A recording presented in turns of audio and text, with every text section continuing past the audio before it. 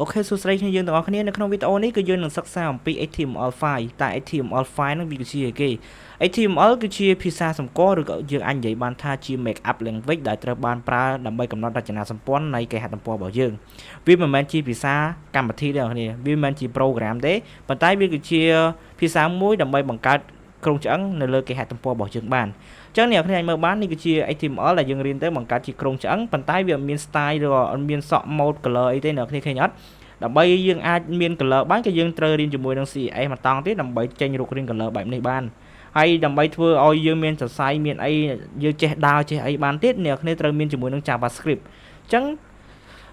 គេហទំព័រដែលយើងត្រូវបង្កើតនឹងគឺយើងត្រូវរៀនចំនួន3នេះប៉ុន្តែនៅក្នុងវគ្គសិក្សានេះគឺយើងផ្ដោតទៅលើ HTML ជាមុនសិនអ្នកគ្នាអញ្ចឹង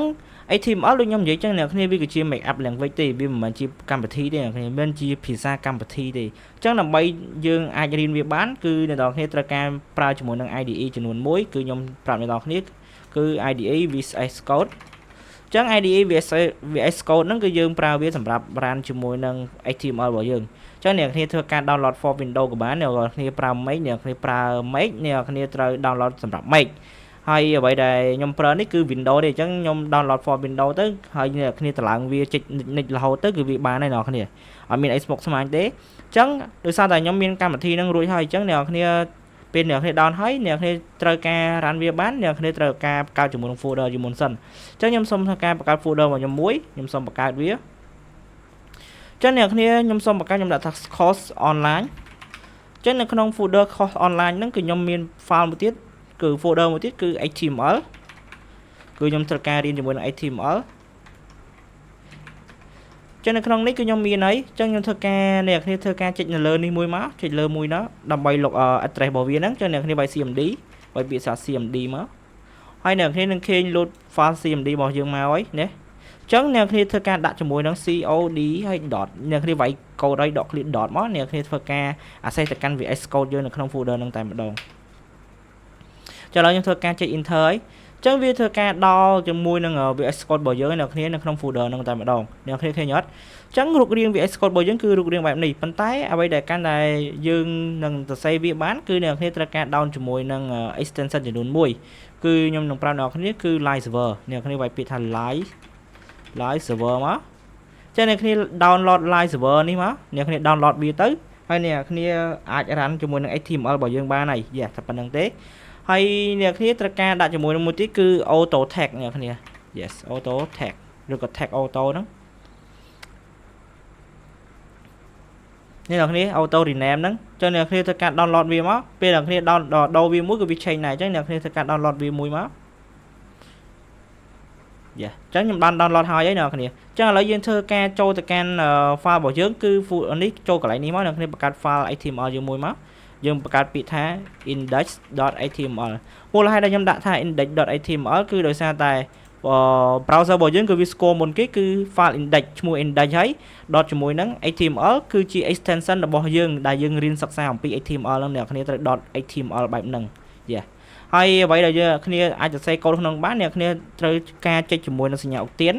ជាសញ្ញាឧទានបែបហ្នឹងមកវានឹង load ពាក្យរបស់វាមកហើយអញ្ចឹងអ្នកគ្នាចុចលើវាមួយមកចឹងអ្នកគ្នានឹងឃើញក្រុមឆ្អឹង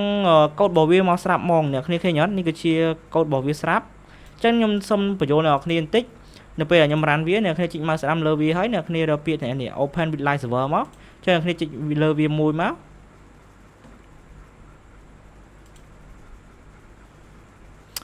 ចឹងដល់ពេលអ្នកគ្នាចុចលើវាមួយហើយវានឹងចេញរូបរាងបែបនេះអ្នកគ្នានេះវានឹងចេញរូបរាងបែបនេះហើយខ្ញុំសុំ refresh អូខេចឹងខ្ញុំនិយាយអ្នកគ្នានឹងឃើញរូបរាងវាបែបនេះវានឹងចេញវាអត់ចន់ចេញអីនៅក្នុងអាពណ៌ស Google Chrome របស់យើងទេអ្នកគ្នាឃើញអត់តែមុនហើយវាចេញគឺវាចេញជាមួយនឹង title អ្នកគ្នាលើមើលលើនេះគឺដូចពាក្យនេះអត់ document អានេះគឺ document នេះគ្នាចឹងខ្ញុំសូមបញ្ចូលកូដនៅក្នុងហ្នឹងតិចអ្នកគ្នាកូដនៅក្នុងហ្នឹងមុនហើយនេះវាចេញអញ្ចឹងខ្ញុំសូមបញ្ចូលគឺអាកន្លែង doc type នេះគឺមានន័យថាចេះអ្នកគ្នាគឺមានន័យថាយើងបង្កាសឯកសារជា HTML file កន្លែងហ្នឹងគឺយើងប្រើជាមួយនឹង HTML file មកសរសេរអ្នកគ្នាហើយកន្លែង HTML lang en ហ្នឹងមានន័យថាយើងប្រើប្រាស់ជាមួយនឹងភាសាអង់គ្លេសដើម្បីសរសេរកូដហើយកន្លែង head ចឹង head នេះអ្នកគ្នាអាចមើលបានមានបើកអានេះគេថាបិទចឹង tag របស់វាគឺមាន tag បើក anh ấy hãy bật nè khi nhớ viết không như tròn nè này cứ viên nhà tụ ở nhà này ba nâng hái nè khi đặt mua vi chẳng hái là bên nè khi bắt nè khi đặt nhà này mùi tiết trâu được không vía dễ hay là nhà slash nắng nè khi đặt trâu không vía đầm bay sòng co tha vì mình thạch bắt hay năng thạch bạc ok chắc nè nè chắc là không header đăng kê bởi dừng vậy tới việc cứ chia cái tục tình này meta đôi chia cho nón chương nè khi này cứ đặt cho muốn cho nón chương được còn này khi anh đặt link cho muốn style xanh bàn ok lấy dương mà mở bộ đi mình lấy bộ đi cứ miền đi kia đấy cái miền thạch bạc hay năng thạch bạc nè khi anh mở sòng co bài nâng bàn trắng nên lại anh body đứng cứ dương vậy vì cái dương này vậy làm pi khăm xa đại dương anh mở kênh được không browser bỏ dương lại nè bàn tay nó không body đứng cứ nhưng mà toàn ăn được xây thằng óc nè khi mới tới kênh so chân mỏng cứ nhưng mà toàn ăn xây đây tay lấy nhâm xong bộ pi thay thò chỉ muốn sân chẳng lại anh thay thò ní cứ viên thằng tranh lớn này nào khi khi nhất tranh đọc chung mắn đẹp đôi so đi chẳng chắc nhâm xong đôi với đã tha hello world